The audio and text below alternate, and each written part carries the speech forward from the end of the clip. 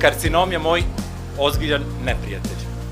Odnio je moje najbliže, moje bake, moje džedove, moju tetku, moju ujnu, moje prijatelje.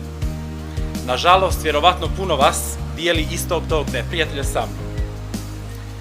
No, ovdje smo da se borimo protiv jednog koji se preventivom zaista može povrijediti, a to je karcinom dojke. Zato vas molim da najprije jednim velikim aplauzom pozdravimo sve dame koje su se izborile, ali i damo snagu onima koje se trenutno bore. Drage dame, tu smo zbog vas.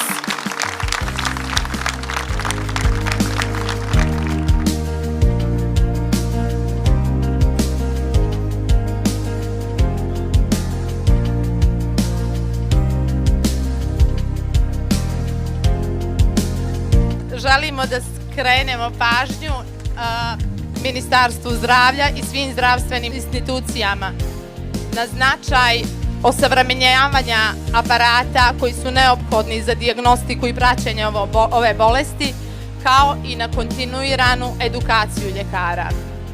Želimo da pozovemo i druge institucije i privredna društva da nam budu partneri u zajedničkoj borbi protiv ove bolesti.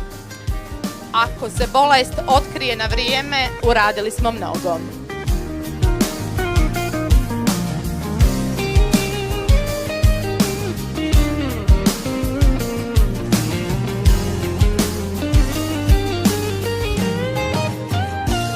Ostavljam da i vama bude obaveza, kao i svima nama, da svoje prijatelje, svoju porodicu tjeramo i podstičemo da idu na redovne preglede. I ne samo žene, i ne samo kada je u pitanju karcinom dojke, već treba pogurati i naše muškarce, naše muževe, očeve, braće, prijatelje, da i oni idu na pregled za, ne daj Bože, ostale vrste karcinoma.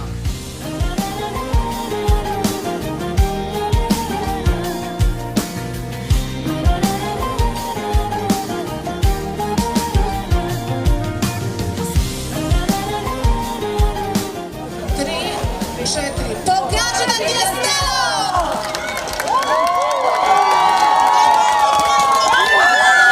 Nešto sam se ovdje pripremao, ne znam, pitao neke žene kako da trčim i to je to. Rekli su mi na prste, pa kako bude. Nije bilo lako, međutim, s tim da imamo svi jedan cilj ovdje, cilj ne bira sredstvo, tako da htjeli smo da pokažemo da i mi možemo to da uradimo, to radimo zbog njih, tako da bilo je super.